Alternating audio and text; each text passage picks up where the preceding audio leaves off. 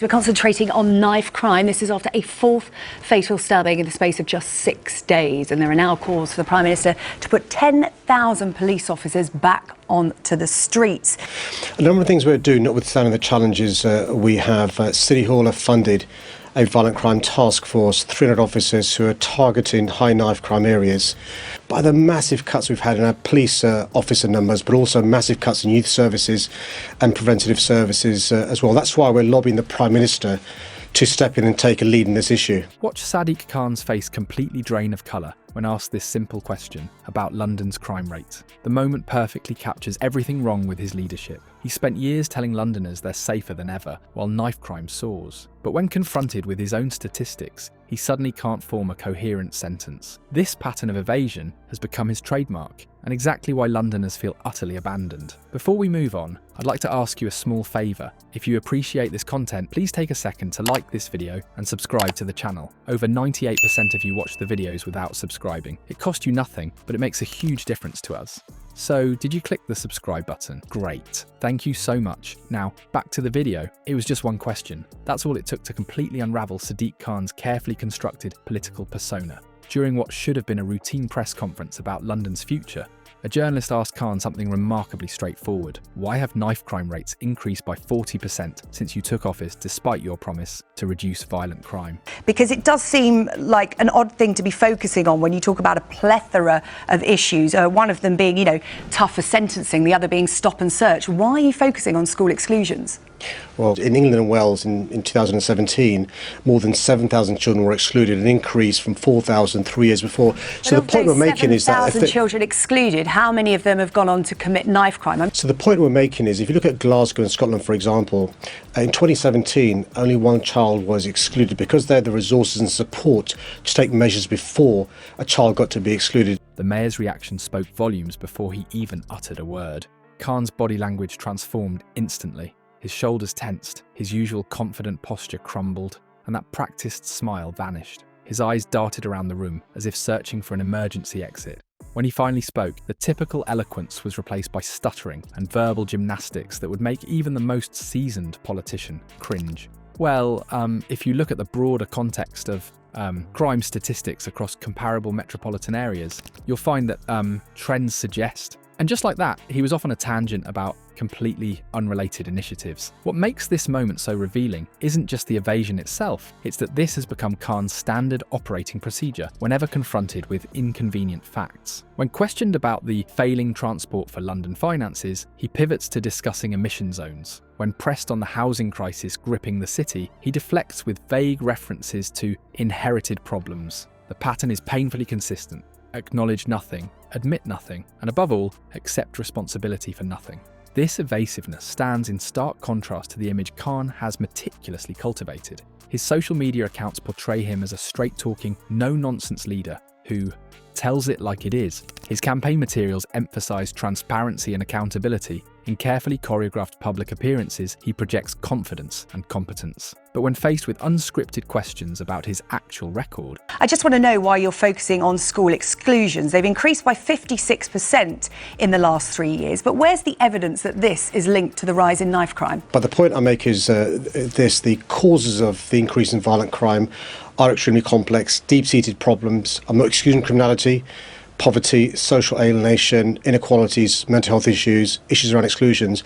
A really good question. So we're not saying, nobody's saying that exclusions is the sole reason why there's been a massive increase in violent crime across the country. Not the sole reason, but where is the link? That facade crumbles faster than London's infrastructure. The reality Khan refuses to acknowledge is written in black and white in his own administration's data. Knife crime has indeed skyrocketed during his tenure.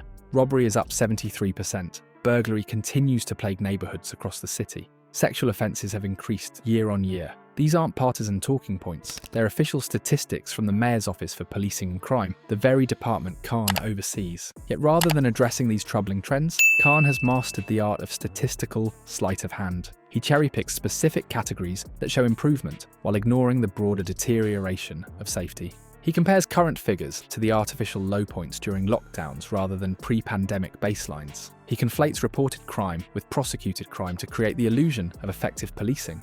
These aren't innocent mistakes. They're calculated distortions designed to shield his administration from legitimate criticism. Why did this particular question cut so deep? Because it exposed the central contradiction of Khan's entire political identity. He campaigned as the mayor who would make London safer. He staked his reputation on reducing violent crime. When confronted with evidence that he has failed spectacularly at his own stated priority, he had nowhere to hide. The question didn't require specialised knowledge or gotcha tactics. It simply held him to his own standard using his own data. What happened after the press conference reveals even more about Khan's approach to governance. Within hours, his communications team launched a coordinated response across multiple platforms. His official Twitter account posted a carefully curated graph showing a minor reduction in a specific subcategory of offences during a cherry-picked time period. Friendly journalists received briefing papers highlighting contextual factors supposedly responsible for the crime increase. Everything from national funding cuts to global trends. Anything to deflect responsibility from the mayor's office. I'm just trying to find the link here, Sure. because if you're focusing on this one issue today, we're talking about knife crime crisis, and I'm just trying to find out what the actual link is between school exclusions and knife crime. It's one of the issues we're focusing on. The HMIB, the Prisons Inspectorate, recently said that when they visited secure training centres, young offenders institutions, 9 out of 10 people in custody, you want to make sure that education of the vast majority of children is not made worse by a disruptive child or a violent child. But also the Children's Commissioner and Ofsted have expressed concern about this issue of off-rolling. Most telling was the leaked internal memo instructing staff to reframe the narrative by emphasising Khan's emotional commitment to safer streets, rather than addressing the actual statistics. The spin operation wasn't merely defensive, it was offensive, attempting to portray anyone questioning the mayor's record as engaging in divisive politics, rather than legitimate democratic accountability. This incident illuminates something far more significant than one politician's discomfort. It reveals a calculated strategy to mislead Londoners about their own safety while pursuing policies that serve political rather than practical ends. Khan hasn't failed to reduce crime through incompetence. He's deliberately prioritised politically advantageous initiatives over effective policing strategies. The safety of Londoners has been sacrificed on the altar of political expediency. What we're witnessing goes far beyond one mayor's inability to answer a straightforward question. The real issue is the emergence of a political class that believes reality is simply whatever they claim it to be. The polling speaks volumes. With only 27% of Londoners believing Khan is doing a good job, there's clearly a massive disconnect between his administration's messaging and Londoners' lived experiences. This crisis of accountability isn't unique to Khan, it's symptomatic of modern politics where carefully constructed narratives trump actual governance. The grassroots movements forming across London, demanding transparency about crime rates, show that citizens have had enough. These community organisations aren't just challenging Khan's administration, they're rejecting the entire premise that politicians can rewrite reality through PR strategies. The path forward is clear. Voters must demand substance over spectacle, refusing to accept evasive non-answers when confronted with uncomfortable facts. Khan's moment under pressure reveals why we need politicians who solve problems rather than simply managing perceptions of them.